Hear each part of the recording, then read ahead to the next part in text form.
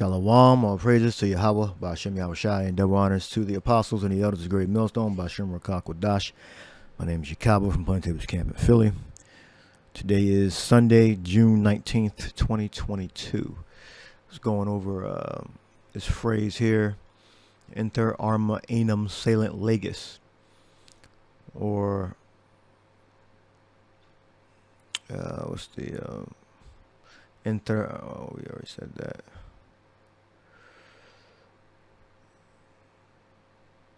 Yeah, it says, it's actually the name of a Star Trek episode 2, right there, as you see. But it's a Latin phrase, I believe, from Cicero. It says, Inter arma enim salient legis, a Latin phrase that literally means, for among arms, the laws are silent. But it's more popularly rendered, in times of war, the law falls silent. That's what I'm used to hearing right here. In times of war, the law falls silent. Meaning that the same laws that you would be under when the military takes over, you operate under military law instead of the laws you're used to following. Like if you were able to go to the light while it's green and go past a light, you might have a soldier standing there and saying you got to wait until he tells you to go forward. All right, that's an example. It says, word by Cicero. Cicero's actual words were salient enim legis inter arma.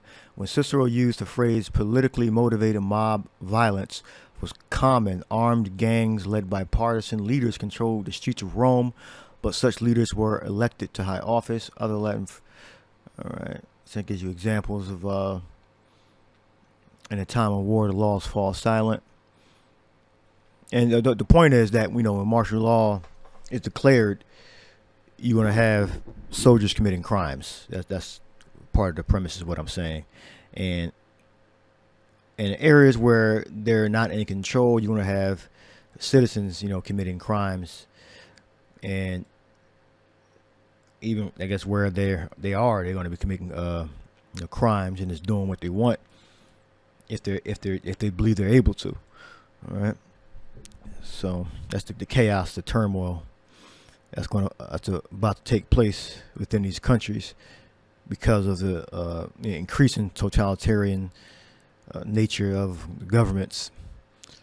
They're going to do something that they're going to have to declare martial law or get rid of, the Constitution, put the Constitution on back burner in America, and whatever equivalent you have, in other countries, they're going to suspend that or cancel it. And in a time of war, you're not going to have your normal laws that you would normally follow. All right, so that president cannot suspend the privileges of the right of habeas corpus, nor authorize a military officer to do it. All right, but that's what you do when you declare martial law. So, U.S. President Abraham Lincoln's request for an opinion on the suspension of the rights of habeas corpus during the American Civil War eventually resulted in the decision in Ex parte Merriman, 1861, the Chief Justice. So he said that, and the military officer had no right to arrest and detain a person not subject to the rules and articles of war. All right, but now every citizen is American citizen anyway, is suspected terrorist or suspected enemy combatant. All right. I believe one of those National Defense Authorization Acts or Patriot Acts. All right. So the U.S. government explicitly referred to the maximum. Okay, I need to read that. But he suspended habeas corpus. All right, man. It says habeas corpus, through a person can report an unlawful detention or imprisonment. So if you suspend that, you can be unlawfully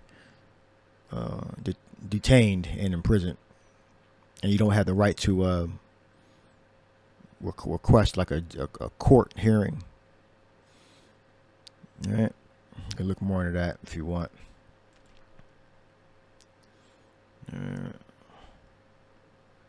Let's look at so if I'm not mistaken, he did suspend habeas corpus, or did some action that didn't allow you to have the normal rights you had. He saw a snake. He's a serpent. So we're gonna switch here to the martial law video. On July 15, 2016, a faction of the Turkish military tried and failed to overthrow the country's government. Turkey erupted in chaos and thousands of citizens spilled into the streets.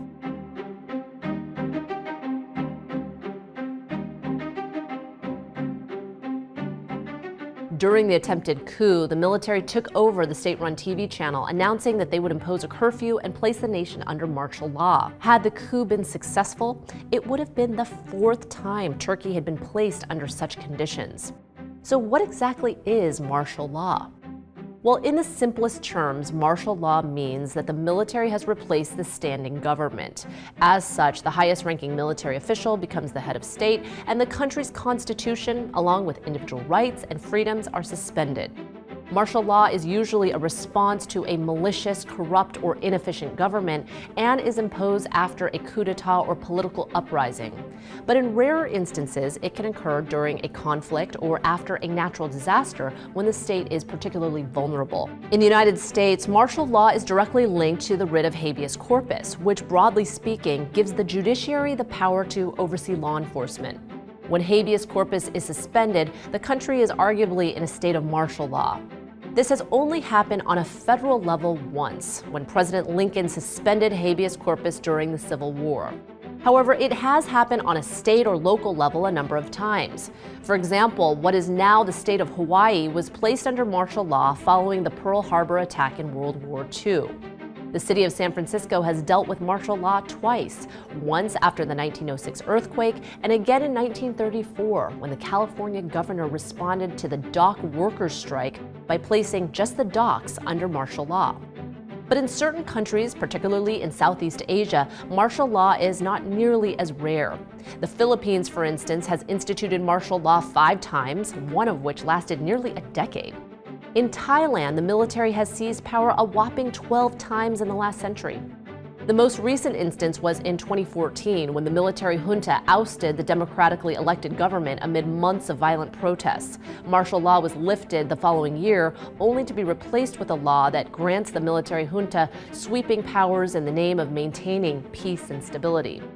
Military officials can seize assets, censor the media, and detain or arrest anyone suspected of crimes against Thailand's royal family. In most countries, martial law is a last resort and, as a result, is extremely rare.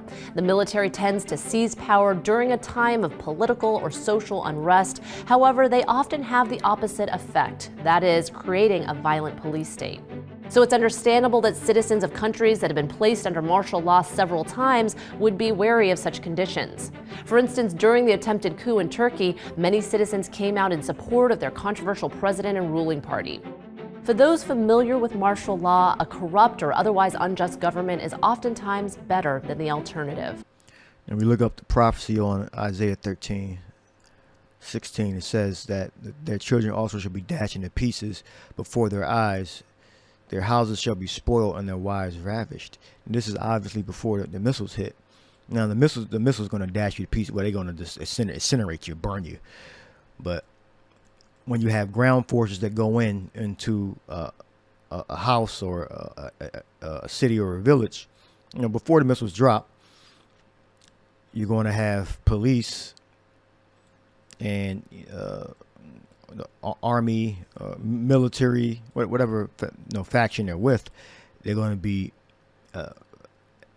evicting people from their houses, and they're going to be kidnapping women and forcibly taking them. All right, when we look up the or ravish.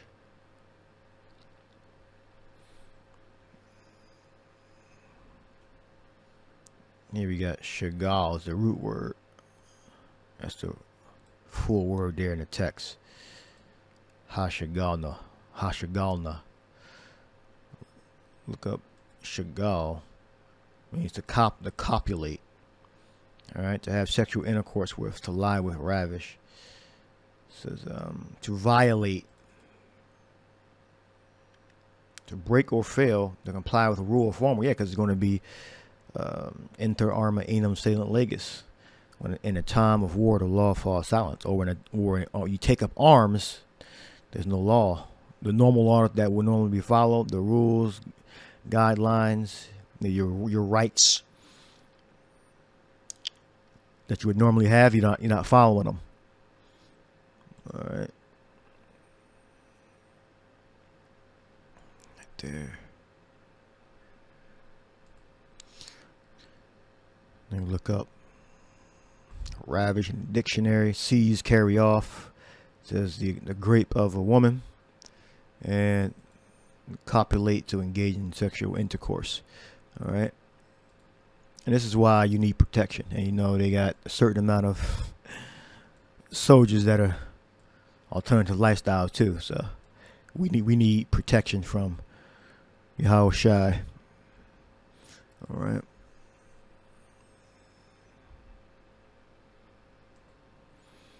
When we look up the 12th verse, it says, I will make a man more precious than fine gold, even a man than a golden wedge of Ophir. All right. I mean, this is the best, most desired gold on the planet. I think I look at what says more precious. We got Yaquar. It means to esteem, to be prized, to be valuable, be precious, be costly, be appraised. Why? Because the elect man in that day is going to be the most valuable asset, commodity, resource. A man of the Lord, an elect man full of wisdom and power is going to be the most prized possession that you can find. All right. This is why the Lord. One reason the Lord he put us so low, so in that day he can magnify his elect. All right. Go to Luke 18th chapter. It tells you about the comparison to, the Pharisee and the publican, and it's saying that how. Let me just read it. It says, and he spake this parable unto certain which trusted in themselves that they were righteous and despised others. 2 men went up into the temple to pray, the one a Pharisee, other a publican. And now here the Pharisee represents a wicked man, and the publican represents a penitent, a righteous man repenting. And the Pharisee stood and prayed thus with himself, God, I thank thee that I am not as other men are, extortioners, unjust, adulterers, or even as the publicans. I fast twice a week. I give tithes of all that I possess. And the publican, standing afar off, and would not lift up so much as his eyes unto heaven, but smote upon his breast, saying, the power be merciful to me, a sinner. I tell you, this man went down to his house justified rather than the other. For everyone that exalteth himself shall be abased, and he that humbleth himself shall be exalted. So the publican was more righteous than the Pharisee. So even though the Pharisee was saying that he did good things, he pretty much despised everyone else. All right, that's the point the Lord's trying to make. All right. So he fasts twice a week. He pretty much was doing what he had to do, but he despised everyone else. All right, and didn't have any mercy within his spirit. It says because he say, I thank thee that I am not as other men are. All right, which is not a bad thing to say, but he doesn't have any mercy within him. That's the point the Lord's trying to make. Because we're thankful that we're not like that either. All right. But he didn't show any mercy. That's what the Lord's trying to say. Extortioners, unjust, or even as the publicans. All right. So he didn't have any mercy within him. All right. And the Lord tells you here, it says, I tell you that this man went down to his house justified rather than the other, rather than the Pharisee. For everyone that exalteth himself shall be abased. So he was exalted himself, saying he did everything right. All right.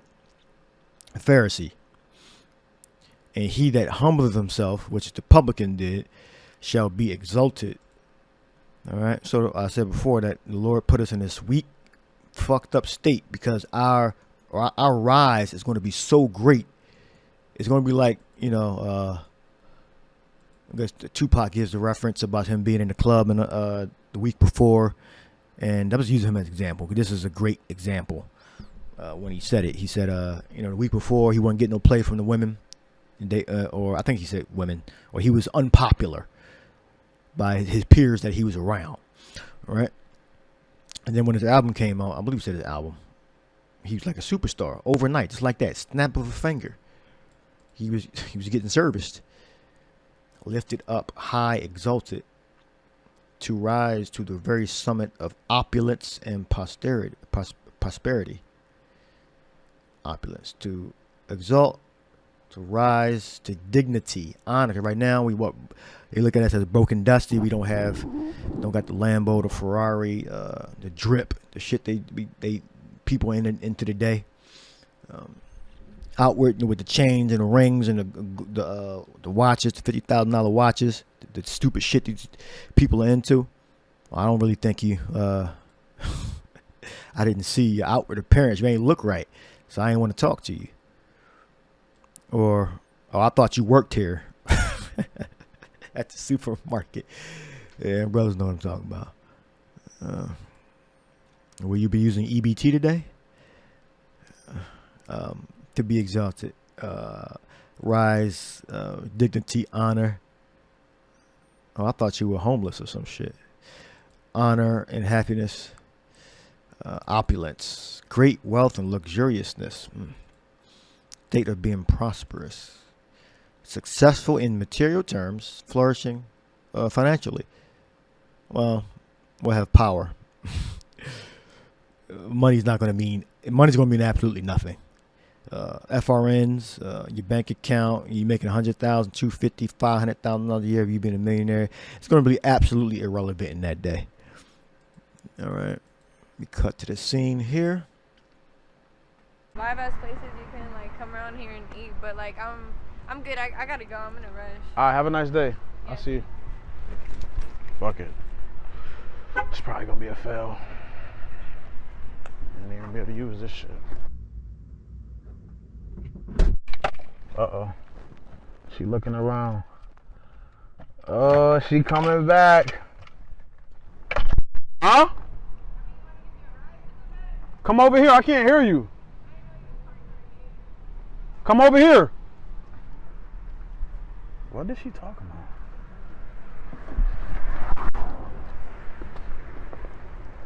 What'd you say? Damn, I didn't know you was parked right here. You can really just give me a ride. What you mean? Come over here. You said what now? I said I didn't know you was parked right here. You really could just give me a ride. Yeah, but you was just telling me like, oh, I'm in a rush. I'm not interested. That's why I'm in a rush. So like. Were you in a rush? Or were you about to? I just I don't know. I feel like it's important to surround yourself around successful people. So. For sure. I was like, fuck it, why not? Oh, so you think I'm successful now? I am. You know what I mean? Obviously, you see I'm in a $100,000 car, yeah. But it was like you kind of judged the book by its cover. I mean. So what's your type? Since I didn't look the best, what's your type, Sam? I mean, we're in Houston, you know, like there's a whole like lifestyle up here unless you want to have a boring ass life, you know. What do you mean lifestyle? Yeah, I like a dude who has like money, you know, like I like someone who can treat me, spoil me, you know, like just, you know, take care of me, you know, not even take care of me, but keep up with me, you know.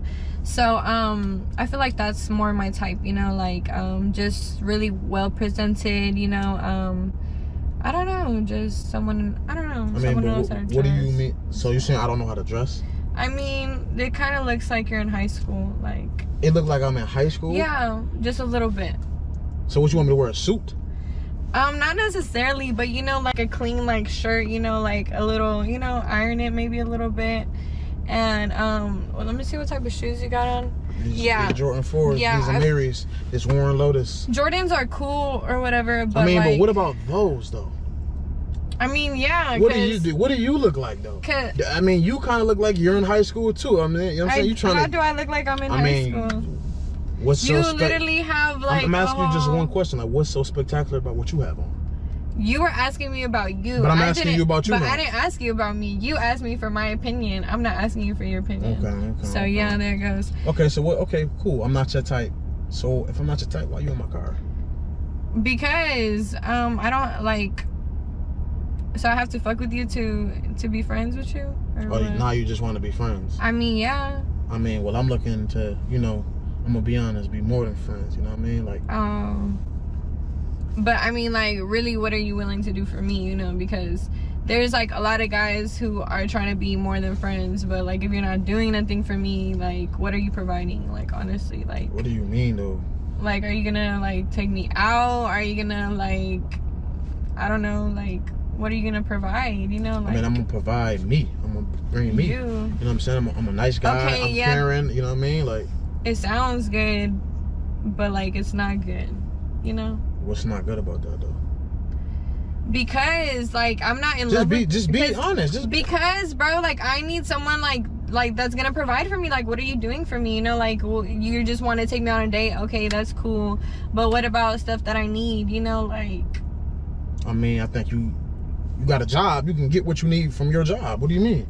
Okay, yeah, but you want to fuck with me. So if you're gonna fuck with me, then obviously you have to provide something. Like, if not, why am I gonna fuck with you? All right, cool. What you need? Like, I don't know. Like, but I need stuff. Like, you can give me. No, what do you need? How you telling me you want something? You don't even know what you want. Cause I want a lot of stuff. Like, I'm not trying to get into debt about that right now. But I mean, okay, like, but I'm telling you that I can give me some money, and I can like do it myself. Like, what you need money for? I'm not about to just be dishing it out if I don't know where it's going to. Well, I need to pay my credit card. I'm not gonna lie. Like if you want to fuck with me, then you're gonna care about like my stresses and stuff. So like, you heard the switch up, and she made it all about her. And that day, Yahweh Basham Yahshua is going to erase women like that. Women they're just going to just turn into fodder. All right, we're gonna get that whole spirit, that look. We're gonna get rid of that. All right, it says Isaiah 52:6. All right, it says, therefore my people shall know my name, therefore they shall know in that day that I am he that doth speak. Behold, it is I. All right, so that spirit that she had, using her as an example, is not going to exist. All right, men are going to be the prize. All right, how beautiful upon the mountains are the feet of him that bringeth good tidings. All right, those are the Israelite prophets. All right, that publish peace, that bringeth good tidings of good, and this is the gospel, that bringeth salvation, that saith unto Zion, thy God reigneth. Let's see.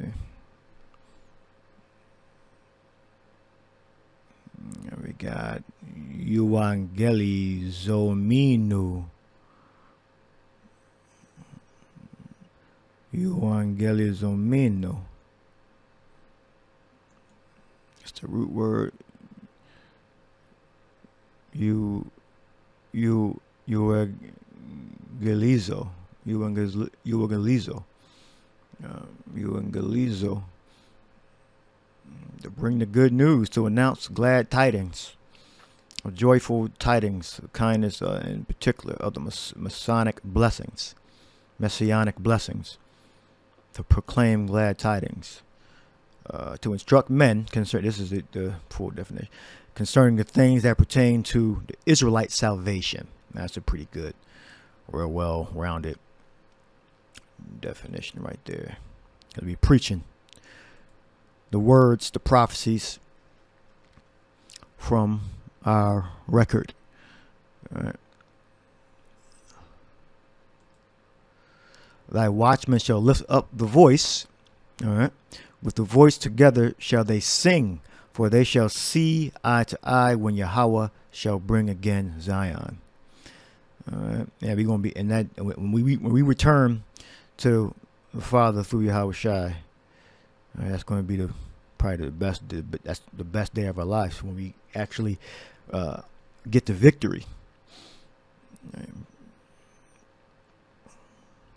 Break forth in a joy, sing together, ye waste places of Jerusalem, for Yahweh hath comforted his people, he hath redeemed Jerusalem. All right, not see, other nations had nothing to do with the salvation. Israel was the only people promised a savior. All right. Now, delivering good news to Israel means to deliver bad news to the other nations. All right, and let's run through that real quick. Let's see, it's a quick one right there. Sorry, 25. But he that 20 Revelation 2:25. But that which ye have already hold fast till I come. And he that overcometh and keepeth my works unto the end. Okay, works, faith and works unto the end. To him will I give power over the nations. This is good news. This is euangelizo. All right. Gospel, the gospel. Good news. All right. Power over the nations. Good news. And he shall rule them with a rod of iron as a vessel of. I would think the person that's going to get this power, the people that's going to get this power, I would think he want to be on their good side. To him, and he shall rule them with a rod of iron. As the vessels of a potter shall they be broken to shivers, even as I received of my Father. And I will give him the morning star. All right, so the sun, the moon, the stars, the elect are going to inherit. All right, maybe going to have the knowledge, wisdom, and absolute supremacy over the whole earth and the galaxy. All right.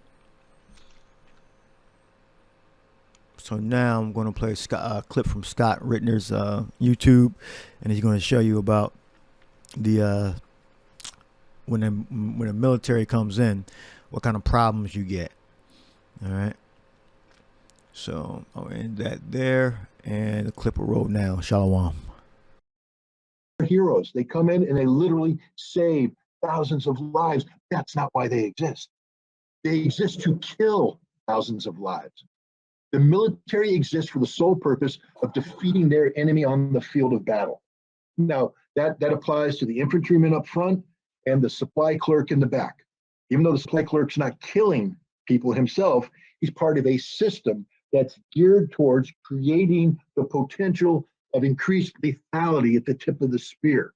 The whole mindset is kill, kill, kill. And if you don't believe me, go to basic training and listen to what the recruits are saying as they're putting a bayonet. I don't think they do bayonet drills anymore, but as they're doing something, kill, kill, kill. That's what it's about.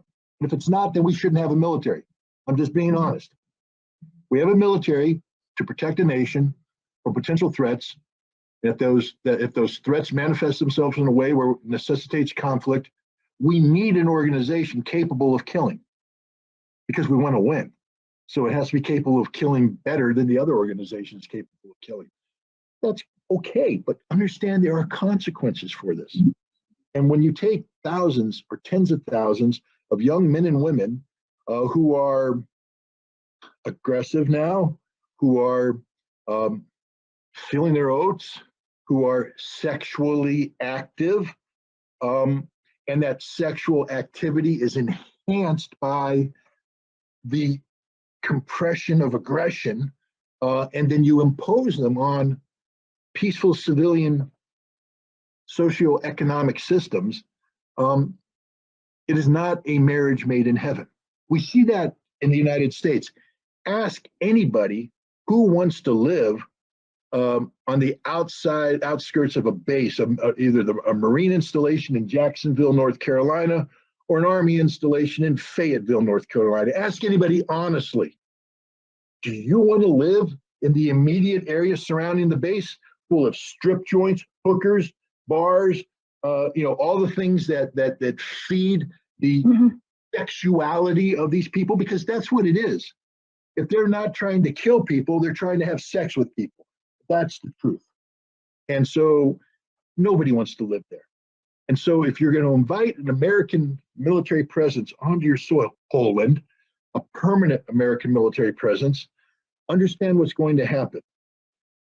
Your society is going to change. Ask the people of Okinawa How many sex clubs exist outside the base in Okinawa? We don't like to talk about it, but it's there. They exist. How many sex clubs existed in the Philippines? Where did American military personnel go for liberty and recreation during the Vietnam War? Either the Philippines or Thailand. Why? Because they liked the scenery? No, because both Philippine and Thai society catered to them by creating a class of women who were sexually exploited. They existed for one reason and one reason only, which was to service the sexual needs of the American service members. End of story. No one can prove me wrong. Ask Hungary today. Ask Budapest what happens when all the NATO people come over to Budapest. Are they really coming to see the Twin Cities, the Danube? No, they're there to have sex. And they aren't having sex with Hungarian girls because the Hungarians have learned a long time ago that's not what they want. So Hungary has created an underclass of sex slaves. They go out to the poor nations, to Moldova, to Ukraine, to Russia, and they recruit these girls, or they steal these girls, they kidnap these girls, and they bring them in, and they work in brothels to service the sexual needs of American and NATO members. Truth, harsh truth. Alcohol. These people tend to drink. They drink to excess. And when you have over sexualized men and women drinking, violence comes. So there's a lot of murders. There's a lot of assaults. There's a lot of rapes. Check the blotter of every single police department around and look at the high level of violent crimes that are committed by these service members. And we can go on and on and on. They bring some employment, restaurants, people like to eat, but remember, people like to eat and drink. So it's very rare that you get a family restaurant. You tend to get the kind of restaurant that caters to the culinary taste of a young crowd, fast food, easy food, combined with alcohol, which then equates to violence. So this is the reality. Prove me wrong. Anybody who takes umbrage, prove me wrong. There's a reason why my family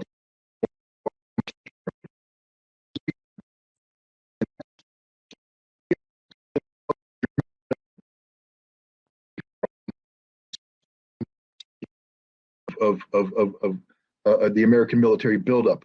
We lived on the economy where we had a peaceful, social interaction with the locals. We were a family, so we behaved as a family.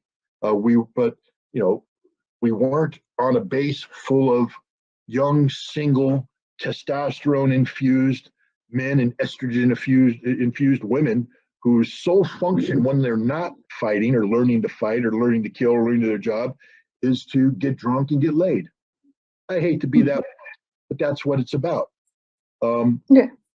So, if Poland wants to invite American forces onto its soil, you're going to get what you asked for, Poland. It isn't going to be all bed and roses. It's going to be ugly.